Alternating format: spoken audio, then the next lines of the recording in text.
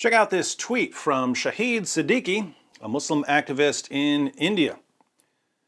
One reason you will rarely find a Muslim abusing the religious saints and gods of other religion is that Quran forbids them from doing so. Despite ruling for 800 years, you will hardly find anything in Islamic literature denigrating gods of other faiths.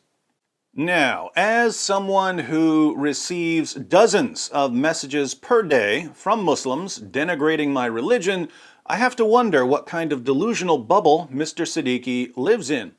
But let's focus on his claims about the Quran commanding Muslims not to insult other people's gods.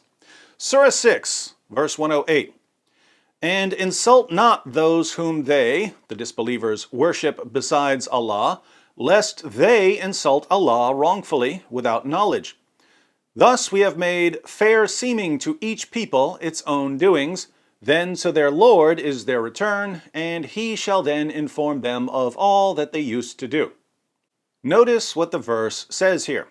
It doesn't say, don't insult other people's gods because it's wrong to insult other people's gods. It says, don't insult other people's gods lest they insult Allah. So don't insult their gods if they're going to insult your God in return.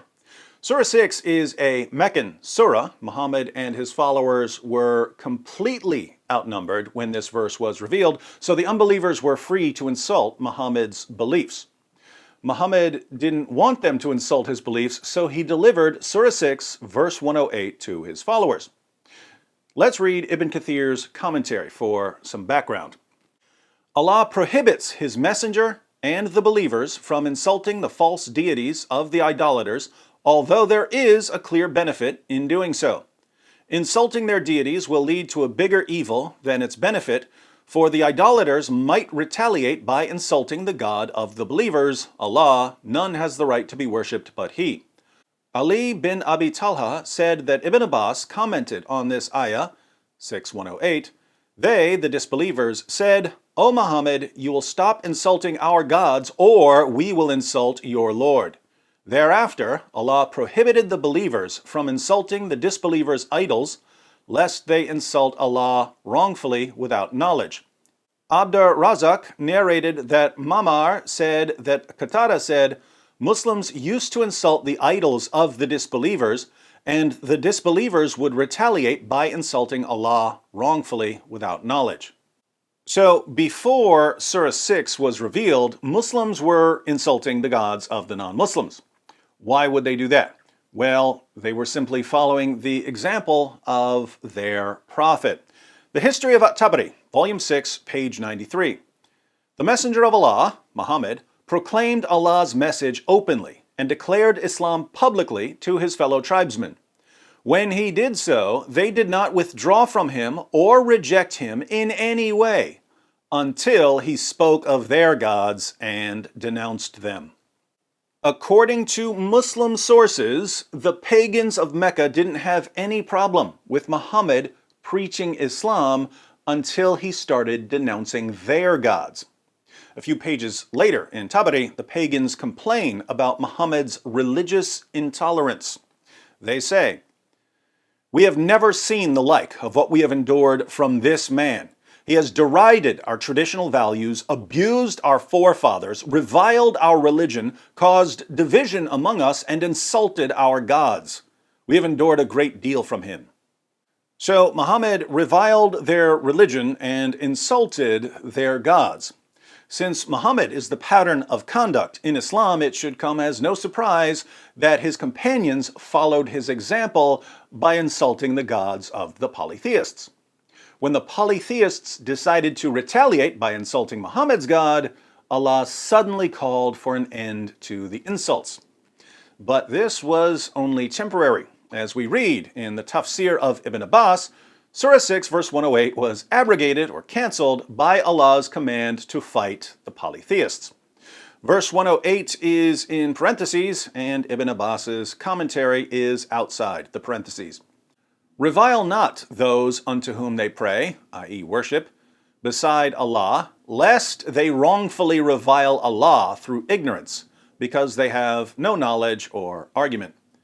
This after he told them, "Lo, you idolaters and that which you worship beside Allah are fuel of hell." But then this was abrogated by the verse of fighting.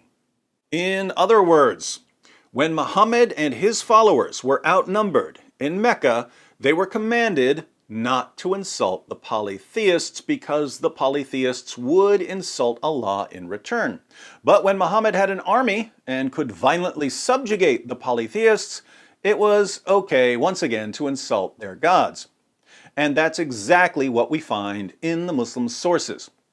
If you've got your kids watching this with you, you might want to cover their ears for a moment, unless you're ready to explain some details about female anatomy.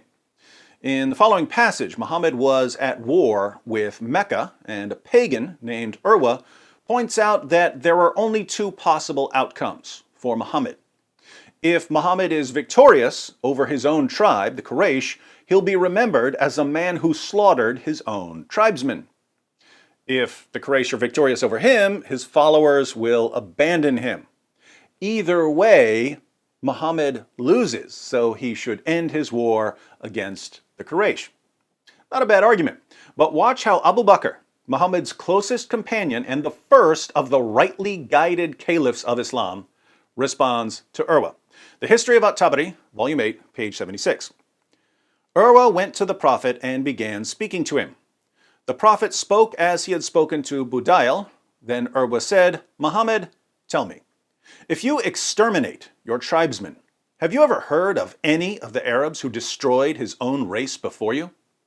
And if the contrary comes to pass, by Allah I see both prominent people and rabble who are likely to flee and leave you." Abu Bakr said, "Go suck the clitoris of Alat. Would we flee and leave him?" Alat was a goddess worshipped by Urwa. So Abu Bakr answers Urwa's entirely reasonable point with an extraordinarily offensive insult against Urwa's religious beliefs. "Go perform oral sex on your goddess, Urwa." Abu Bakr obviously saw no problem with insulting Urwa's goddess. Why? Because Surah 6, verse 108 was abrogated. It didn't apply here, because if Urwa had responded by insulting Allah, Abu Bakr would have chopped his head off. The ultimate insult to the polytheists came when Muhammad conquered Mecca. Sahih al-Bukhari, 4287.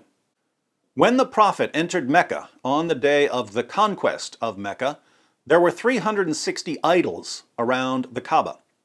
The Prophet started striking them with a stick he had in his hand and was saying, "Al-Haq," the truth, i.e. Islamic monotheism, or this Quran or jihad against polytheists, has come, and al-Batil, falsehood, i.e. Satan or polytheism, vanished.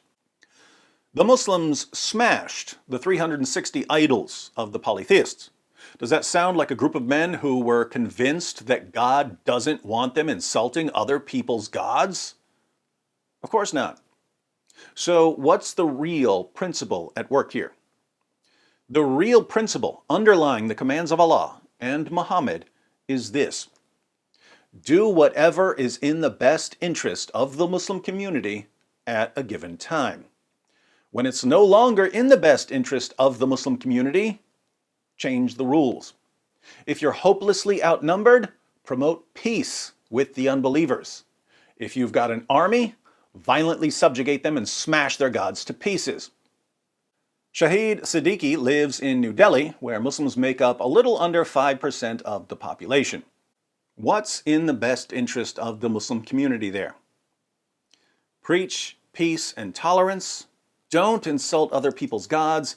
Pretend that several centuries of jihadis smashing Hindu idols and destroying Hindu temples never happened. It's in the best interest of the Muslim community of New Delhi to spread this deception. But that doesn't mean the rest of us have to fall for it.